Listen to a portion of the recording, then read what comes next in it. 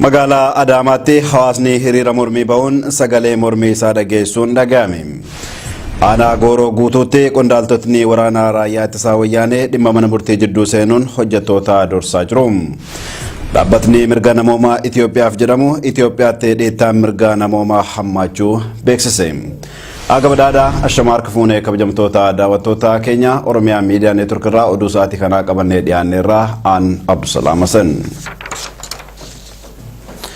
Magaalaa Adaamaatti ijaarsa seeraan alaatii sababa jedhuun bulchiinsi magaalattii manneen hedduu waan diigeef jiraattotni hiriira bahuun mormii dhageessaa akka turan maddeen gabaasan. Sababa hiriira mormii kanaatiin poolisoonni federaalaa hiriirtota reebuun mana hidhaatti guuraa akka jiranis himameera. Usmaan Baayyuu. Guyyaa har'aa gurraandhala tokko barkum 2018 magaalaa Adaamaatti hiriirri mormii jiraattotaan gaggeeffamuun himame. Akka jiraatan magaalaa Adaamaa tokko Oromiyaa Miidiyaa Neetworkitti himetti ka'umsi hiriira mormii kana bulchiinsi magaalattii sababa ijaarsa seeraan alaati jedhuun manneen jireenyaa uummataa hedduu waan diigeef jiraattonni gocha kana mormuuf ganamarraa eegalanii hiriira bahuun mormii dhageessaa turan jedhameera. Manneen diigaman kunneen naannawa warshaa daakuu fi buskuutaa Biraazersitti kan argaman akka ta'an eeruun moggaasa maqaa Caraqaa Safar jedhamuun beekamu akka ta'es maddi keenya kun himeera. Poolisoonni federaalaa fi humni kora bittinneessaa Oromiyaa namoota hiriira bahuudhaan mormii dhageessaa turan irratti tarkaanfii reebichaa fudhachuun dargaggoota hedduu gara mana hidhaatti guuraa turaniiru kan jedhu namni kun kanneen reebichaan miidhaan qaamaarra ga'es baay'eetu jiru jechuun dubbateera. Ammaaf baay'ina namoota hidhaman cufa addaan baasuun rakkisaa ta'ullee dargaggoonni 10 ol poolisootaan qabamanii gara manneen hidhaatti yoo geeffaman argeera jedha jiraataan magaalaa Adaamaarraa dubbifne kun. Jiraattonni mormii dhageessaa turan doorsisa humna federaalaatiin akka bittinfamanis ibsuun ammas poolisoonni magaalattii keessa tamsaanii waan jiraniif haala jiru addaan baafachuun hedduu rakkisaadha jechuun dubbateera jiraataan magaalaa Adaamaa. Ganama gara sa'a fuula maatarraa fiichii dhageennee tumaana jireenye yoo immoo dhukaasatu jira. Poolisiin Faatumaa fi poolisiiwwan itti dhukaasu warruma naannoo jiran calallee jedhamtu. Hayyemee sababni hiriirri kun taasifame maalidha?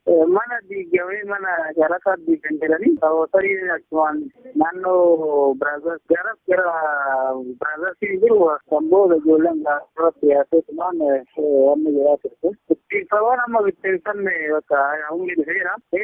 Namni hin jiru jedhamu amma maqaan baafannaa nama kudhanii ijoollee qaqqabaa jiran jiran.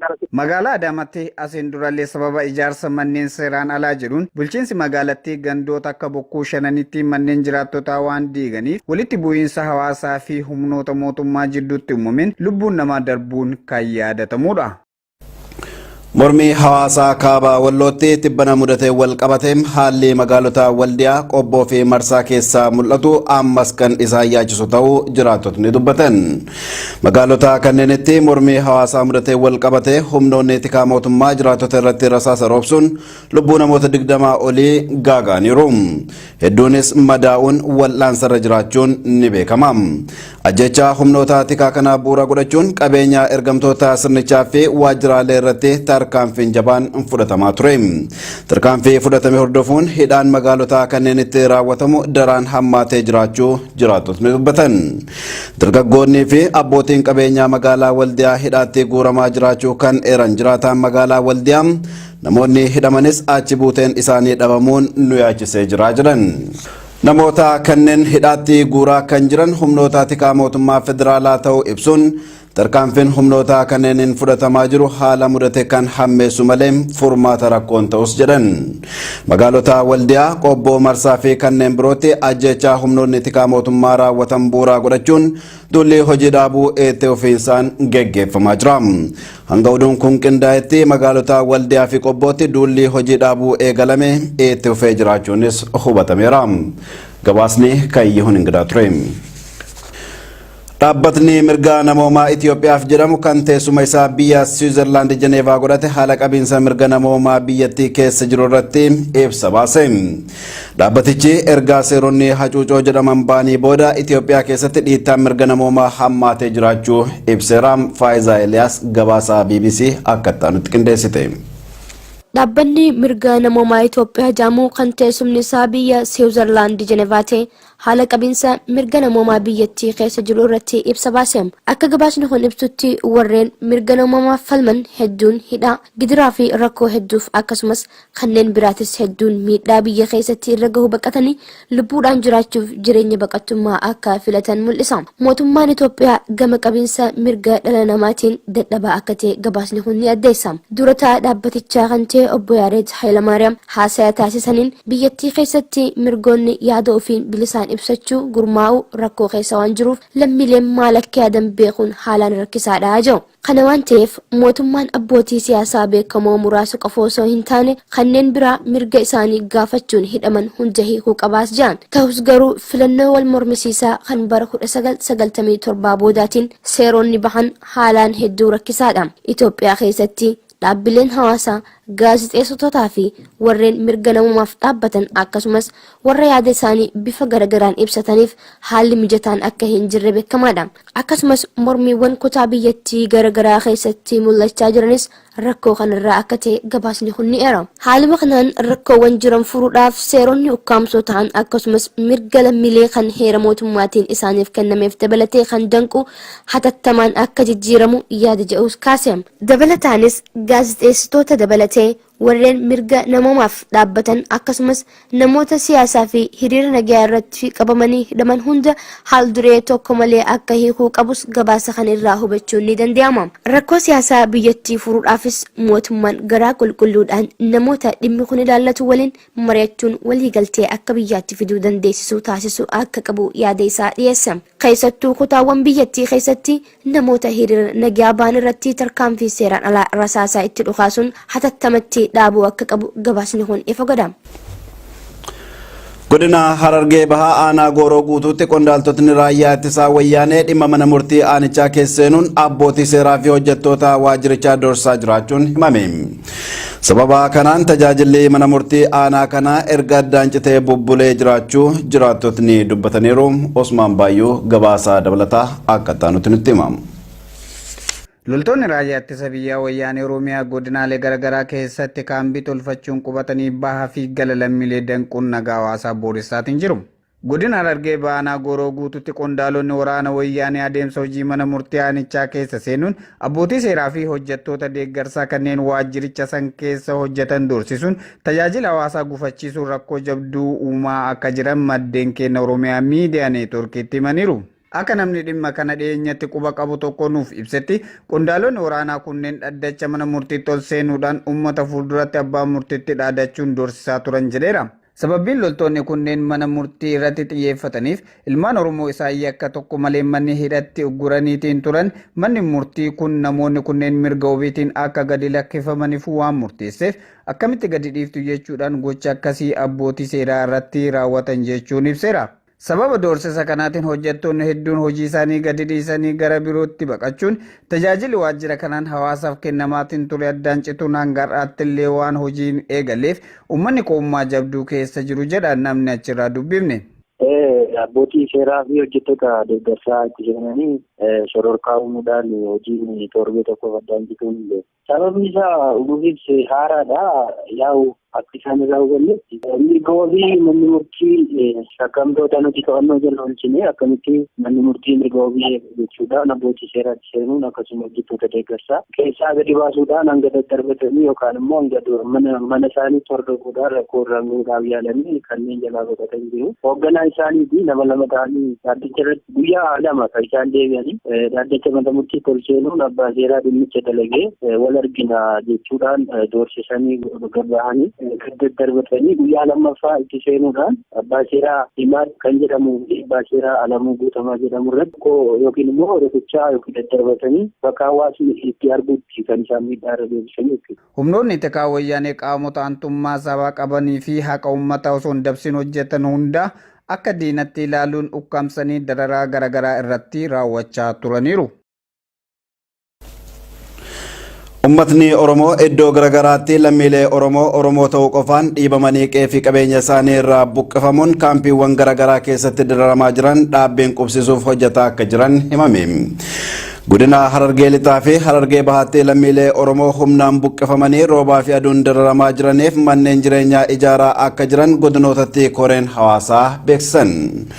Koreen kun uummata buqqifamanii haala yaaddessaa keessa jiran qubsiisuuf mana jireenyaa 200 ijaarsa isaa jalqabu ibsuun manneen 500 yeroo gabaabaa keessatti ijaarsuun lammiileef dabarsanii akka kennan dubbataniiru.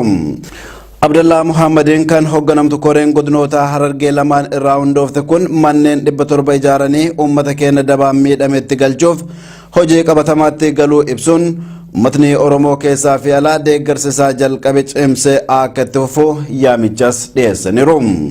Lammiilee Oromoo haala yaaddessaa keessa jiran kanneen qubsiisuun fedhii osoo hin taane dirqama tokko tokko dhalataa Oromoo ta'uu ibsuun deeggarsi jalqabame hanga lammiileen kunneen qubsiifamanitti itti fufuu qabas jedhameera. Magaalaa Shaashamanneetti manneen ganda abbootii qabeenyaa harka turan irraa fuudhamuun lammiilee Oromoo naannoo Somaalee keessaa humnaan buqqifaman abbootii warraa 37f kennamuun dhaga'ame. Hojiin bifa kanaa magaalota Oromiyaa birootis itti fufiinsa akka qabaatus gaafatameera. Osmaan Abdullateef dabalataa oduu kana akka itti nutti hima.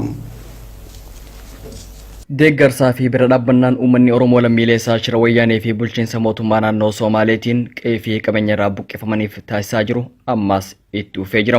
Biyya keessaa fi alaan hawaasni Oromoo mudannoo argamte irra dhaabbachuun tokkummaa dhufee daran cimfatee hojii seena qabeessa hojjechuutti argama. Godina Arsii lixaa magaalaa Shaashamanneetti lammiilee Oromoo qubsiisuuf sochiin qaama hawaasaa mara hirmaachiifte itti fufuu maddeen addeessan. Manneen gandaa seeraan ala abbootii qabeenyaa aantummaa uummataa hin qabne harka ture bulchiinsi garasii harkaa fuudhuun lammiilee Oromoo baqachiifaman irraa abbootii warraa 37 irra qubsiisee jira.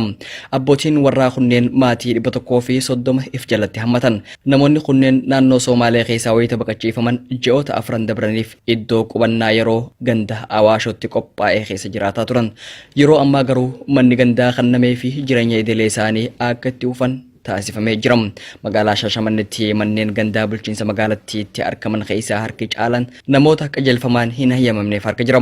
Ta'us sochiin seera qabsiisuu qeerroo fi bulchiinsa magaalattiitiin jalqabe magaalota birootiifis fakkeenya gaarii akka ta'u jiraattonni dhaammatan. Manneen gandaa abbootii qabeenyaa fi abbootii aangootiin qabamanii turan harkaa deebisuudhaan qaama miidhamtootaa fi harka qalleeyyiif akkasuma lammiilee Oromoo baqachiifamaniif kennamuun waan jajjabeeffamuu qabudha. Gama kanaan hojiin eegalame jalqabbii gaarii ta'us hojiin guddaan akka bulchiinsa magaalota Oromiyaatti kan isaan eeggatu ta'uu sabboontoonni dubbatan. Hawaasni Oromoo biyya Ingilaand jiraatan lammiilee Oromoo naannoo Somaalee keessaa buqqaanee fi kanneen daangaarraa dhiibamanii gammoojjii Baalee keessatti hongee beelaa fi dheebuuf saaxilaman jiddu gala godhachuun guraandhala 10 gargaarsa mallaqaa taasisuuf yaamicha dhiyeessan. Galmii walga'ii gargaarsa kanaatis Maanchister magaalaa Booltan akka ta'es addeeffameera. Muhammad Fantaallee. Shira mootummaan Itoophiyaa fi mootummaan naannoo Somaalee walta'iinsa xaxaniin lammiileen Oromoo kumaatamaan lakkaa'aman kan qe'ee fi qabeenya isaan irraa buqqa'an gargaarsi roga maraan itti fufee osoo jiru furmaanni waaraan gadi hin dhaabbanne. Hawaasni Oromoo alaaf keessan hifannoon malitti lammiilee Oromoo hanga ammaatti gadadoo beelaaf dheebuutii fi rakkoo garaagaraa keessatti argaman tube deebisee dhaabuudhaaf humna laaftuu jabduun tumsaa fi deeggarsa addaan hin kunne. Hawaasni Oromoo biyya Ingilaand jiraatan lammiilee Oromoo naannoo Somaalee keessaa buqqa'anii fi kan daangarraa dhiibamanii gammoojjii Baalee keessatti hongee beelatiif saaxilaman jiddu gala godhachuun gargaarsa waliigalaa taasisuuf haal duree xumuree lammiilee Oromoo Ingilaand magaalaa garaagaraa keessa jiraatan maraaf waamicha dhiheessee jira. Hawaasni Oromoo biyya Ingilaand jiraatan kana duras dirmannaa taasisuun lammiilee Oromoo qe'ee ofirraa buqqaafaman tumsaa turaniiru. Deeggarsa kanas adda kan taasisu akka gaafa duraa magaaluma jiranirraa bifa faffaceensatiin walitti deeggarsa taasisu osoo hin taane magaalota akka Manchester, Brighton, Sheffield, Leeds, Liverpool, Birmingham, Cardiff, London fi hanga magaalota Scotland keessatti argamanitti hundumtuu gara magaalaa Booltanitti imaluun irree tokkoon lammiilee keenya gadi raadiinatiin rakkoo akkaan jabduu mudatan bira dhaabbachuun qophii xumuruu isaaniitiin nutis kaka'umsa kanaa fi maaltummoo akka karoorfamee jiru dura taa'aa hawaasaa obbo Muhammad Tusaa dubbisnee turre.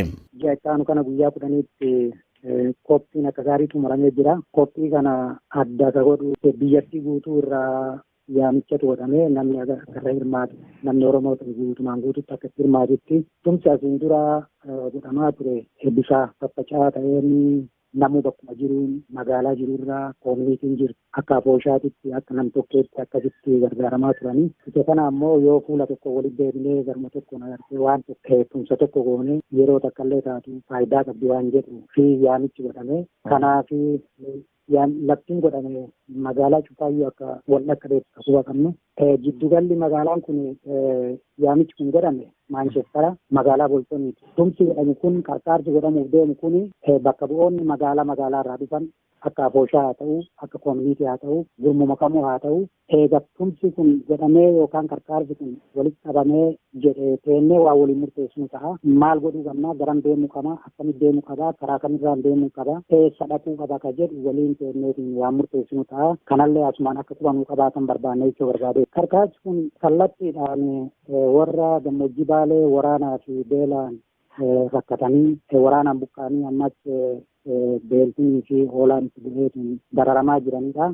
Kana malees egaa koominitiin hawaasa Oromoo fi afooshaaleen kutaa biyyattii magaalota garaagaraa keessatti argamanis magaalaa guddittii Ingilaand Landan irraa jalqabee magaalota biroo irraas affeeramuun hawaasni Oromoo hunduurratti hirmaachuun tumsaa fi deeggarsi taasifamuuf deemamu kun milkaa'inaan akka goolabamuuf yaamichi gurraandhala 10 wal argaan magaalaa Bolton ta'uudha kan addeeffame. Dabaluunis hawaasni Oromoo biyya Ingilaand magaalota garaagaraa keessa jiraatan xiqqaa guddaa dhiiraaf dubartii otoo hin jedhin yaamicha keenya kabajanii hirmaannaa taasisuun lammiilee Oromoo hongee beelatiin gammoojjii keessatti mankaraaraa jiran haadha qabnuun dhaamsa koree qindeessitoota deeggarsa taasifamuuf deemu kanaati.